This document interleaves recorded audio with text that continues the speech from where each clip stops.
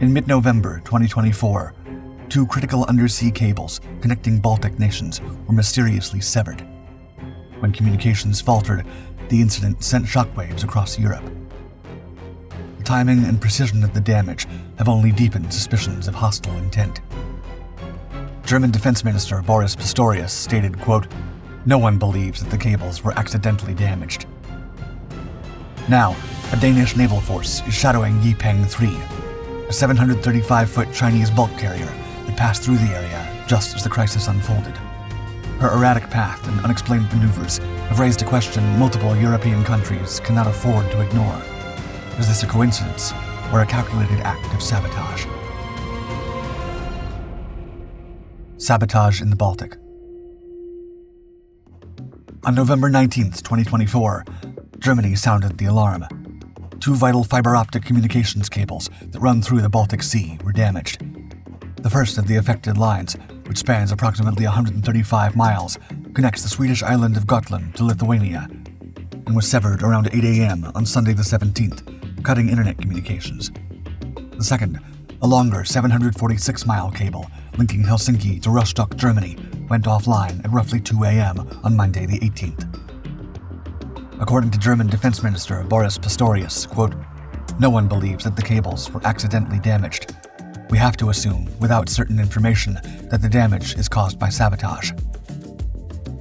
Finland and Germany's foreign ministers even issued a joint statement expressing their concern and assured the population that a thorough investigation was underway in order to uncover the truth.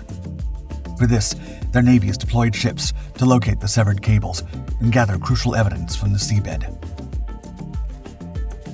The incidents are the latest in rising disruptions in the Baltic Sea, which is quite a strategic zone for Russia and NATO. Since the former's full-scale invasion of Ukraine in 2022, surging east-west tensions have fueled speculation that these acts may be part of a broader pattern of hybrid warfare, with German Foreign Minister Annalena Baerbock drawing attention to other reported Kremlin-inspired hostile activity in Europe in recent months. However, when asked about the matter only days later, Kremlin spokesman Dmitry Peskov gave a regular news briefing, quote, "It is quite absurd to continue to blame Russia for everything without any reason." Soon, the narrative twisted sharply when investigators identified a potential culprit. A vessel under suspicion. A 735-foot-long bulk carrier with a gross tonnage of 40,622 tons named Yi Peng 3 became a focal point of the investigation. Her size and presence, coupled with its proximity to the cables during the incidents, raised immediate questions about its role in the still unfolding international crisis. Ship tracking data reveals that the Chinese cargo vessel passed directly over both damaged cables around the time disruptions were first reported. According to a German newspaper, on November 18th, when damage to the first cable was confirmed, Yi Peng 3 exhibited unusual behavior, stopping, drifting, and sailing 2 circles in the waters south of Åland for over an hour, a huge anomaly for a vessel of her kind. Open-source intelligence analyst Aunsen, using tracking data, corroborated the vessel's erratic movements and highlighted that Yi Peng 3 slowed significantly as it passed over the cables, stating, quote, "Before the incidents, she held normal speeds. After stopping and drifting for 70 minutes, she again held normal speeds. By this time, the 2 cables were broken." While headwinds may have played a role in slowing Yi Peng 3 down, her changes in speed are much more significant than the changes in wind speed from that day. Now the lingering question remains: was this a coincidence? Danish Navy steps in. The Chinese cargo vessel departed the Russian port of Ust-Luga, near the Estonian border, bound for Port Said, Egypt, in mid-November, with an expected arrival date of December 3rd. However, her route through the Baltic Sea placed her at the heart of a growing maritime investigation. On the evening of November 19th, the Danish Navy acted decisively, sending Rota, a Diana-class patrol vessel, to intercept the Chinese ship while she was in Danish territorial waters near the Great Belt. Reports suggest the ship was detained, though whether she was boarded or not remains unclear. Hours later, HDMS Sullian, a ship specialized in unique underwater operations, also arrived at the scene to assist. In the early afternoon of November 20th, marine traffic websites confirmed that Yi Peng 3 had exited the Baltic Sea and was now anchored in the Kattegat Sea under close Danish Navy surveillance. Through all this, Rota remained nearby, keeping a watchful eye on the ship's movements. Earlier that same day, Vidbjørnen, a Thetis-class ocean patrol vessel, was seen heading toward the Kattegat at speed, escalating the operation. Denmark has since confirmed the nation is actively monitoring the Chinese cargo vessel at the center of the allegations, but has refused to comment on any other details.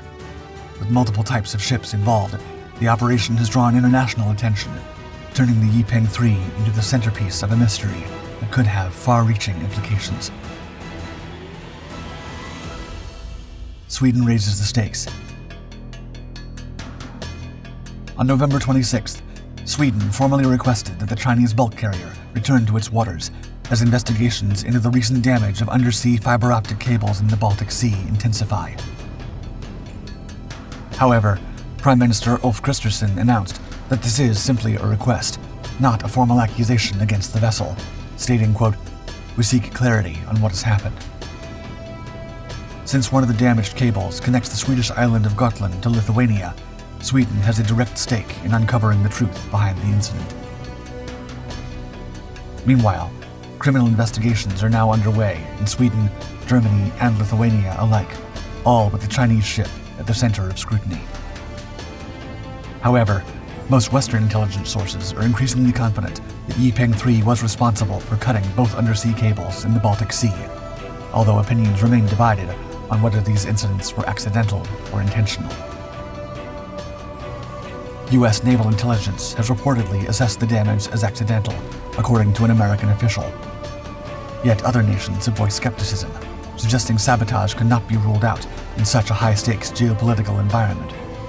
With analyst Katja Bego stating, quote, "Investigating incidents like this can take a long time, and even if the culprit is found, as appears to be the case here, providing intent is incredibly difficult. Neither sabotage nor an accident can be ruled out at this point." So far, Russia continues to suggest any rumors of involvement with the breaches were absurd. The bigger picture. China has stated its willingness to cooperate, emphasizing that it expects its vessels to follow international laws. Foreign Ministry spokesperson Lin Jian reiterated that Beijing has maintained communication with all parties involved, stating, quote, "China has consistently and fully fulfilled its obligations as a flag state and requires Chinese vessels to strictly abide by the relevant laws and regulations." No direct evidence has yet linked Yi Peng 3 to the severed Baltic Sea cables. However, the region has seen a similar incident before, and the parallels are hard to ignore. In October 2023, the Baltic Connector gas pipeline between Estonia and Finland was damaged. Investigators later pinned the blame on another Chinese vessel, Nu Polar Bear, which had dropped an anchor and dragged it along the seabed, causing massive damage. In that case, the evidence was clear-cut. One of the Nu Polar Bear's anchors was missing, and her paint matched marks found on the pipeline. While Chinese authorities admitted the ship's involvement, they insisted the damage was accidental. Still, doubts lingered, especially since Nu Polar Bear left the Baltic quickly after the incident, sparking rumors that the damage could have been intentional. With this history in mind, it's unlikely Yi Peng 3 will be allowed to leave Danish waters unchecked. If the ship is found to have caused the damage, whether intentionally or accidentally, the implications will be significant. To some, the Yi Peng 3 incident may not be about cables at all, but a calculated ploy to provoke an overreaction. Speculators consider that by operating near the severed cables and engaging in unusual movements, the vessel may have been baiting the West into detaining or seizing it without clear evidence, potentially sparking an international incident and painting NATO as aggressors, targeting innocent commerce. With this, nations already skeptical of the organization may question its legitimacy and align further and further away.